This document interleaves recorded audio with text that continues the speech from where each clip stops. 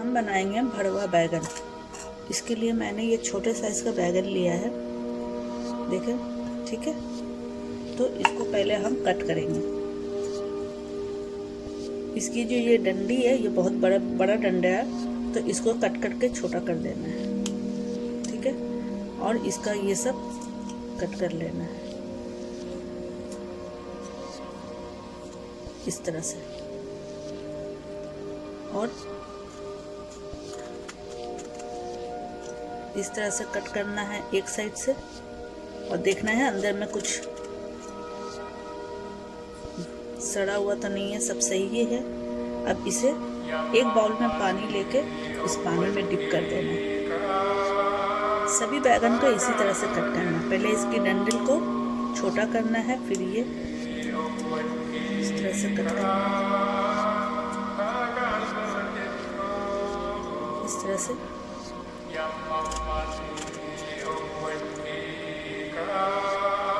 Check करना है अंदर में कुछ खराब तो नहीं है, इस तरह से चेक करके इसको पानी में डिप कर देना। अब हम इसका मसाला तैयार करेंगे। इसके लिए हम पहले लेंगे धनिया 1 टीस्पून अच्छा से भर के,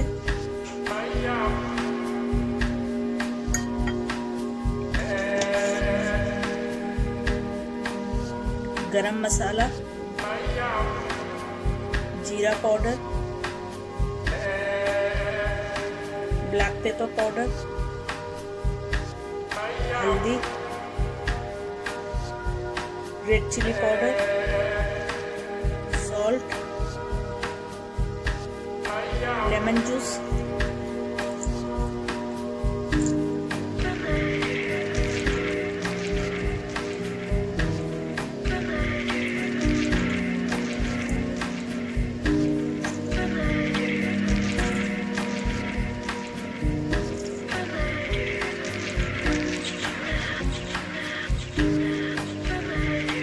अब इसे अच्छे से मिक्स करना है।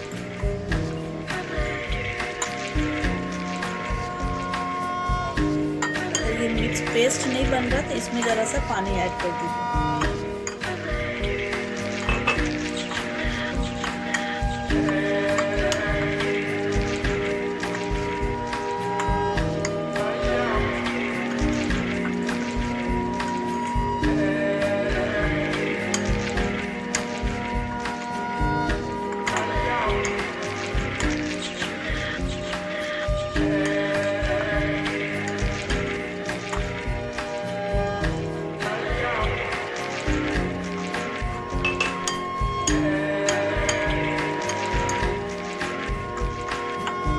ये अच्छे से पेस्ट बन गया। अब हम इसको फिल करेंगे बैगन में। ये देखें, अब इसके अंदर इन मसालों को फिल करते जाना है, ठीक है। आप चाहे स्पून के साथ कर लीजिए या हाथ से कर लीजिए, जिस तरह से भी हो आप इसको इस तरह से फिल कर लीजिए।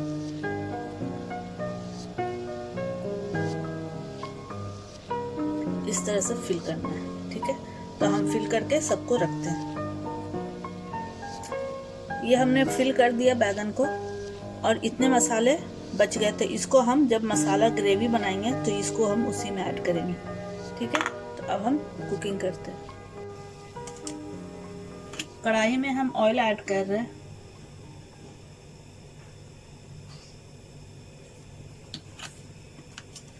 हम मस्टर्ड ऑयल यूज़ कर रहे हैं, आप कोई भी ऑयल यूज़ कर सकते हैं, ठीक है। अब ये स्टफ बैगन इसमें हम फ्राई करेंगे, और ये हाई फ्लेम में फ्राई होगा। अगर लो फ्लेम में करेंगे तो बैगन ये हो जाएगा, बहुत ज़्यादा सॉफ्ट हो जाएगा और मसाला निकल जाएगा। तो इसको हाई फ्लेम में फ्राई करना है कि बैगन फ्राई भी हो जाए और मसाला भी नहीं निकले। तो इसको हम फ्राई करते हैं।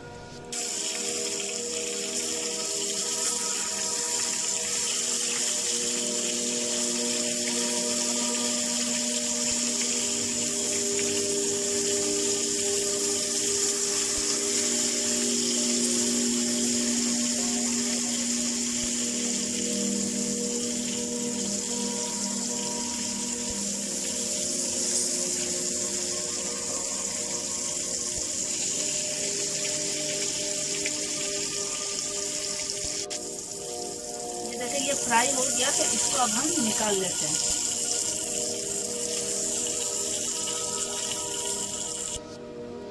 अब इसी ऑयल में हम ऐड करेंगे जीरा,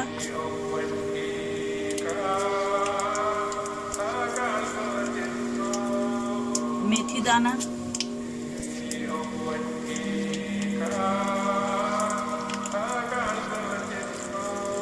चुटकी भर हींग,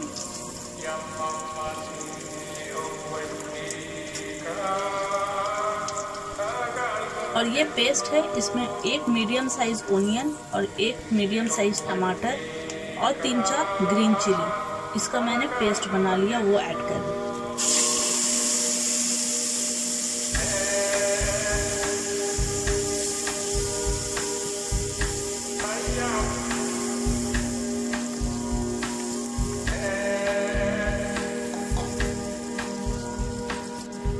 अब इसमें ऐड करेंगे जिंजर गार्लिक पेस्ट। अब इन मसालों को अच्छे से भुनना है, ठीक है। तो हम इसको थोड़ा भुनाई करते हैं, फिर दिखाते हैं। ये देखिए मसाला आधा भुन चुका है, तो इसमें जो ये बचा हुआ मसाला है ये हम ऐड करते हैं। तो इसके साथ ये भी अच्छे से भुन जाएगा। तो अभी और थोड़ा इसको भुनेंगे। ये देखिए मसाला भुन चुका है, तो अब इसमें हम ये बैगन ऐड कर देते हैं।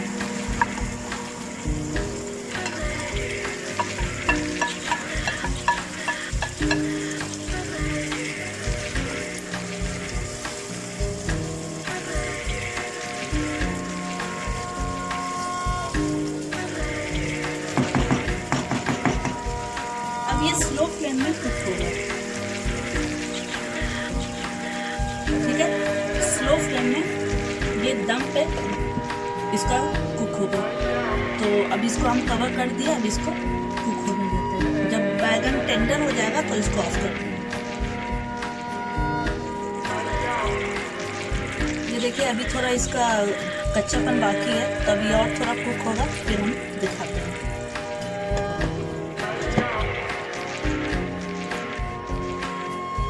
ये देखिए ये रेडी हो गया, बैगन भी टेंडर हो गया, गल गया है और मसाला भी तेल ऊपर आ गया, तो इसका मतलब मसाला भी अच्छे से पक गया। तो अब हम फ्लेम ऑफ कर रहे हैं और इसको सर्व कर रहे हैं।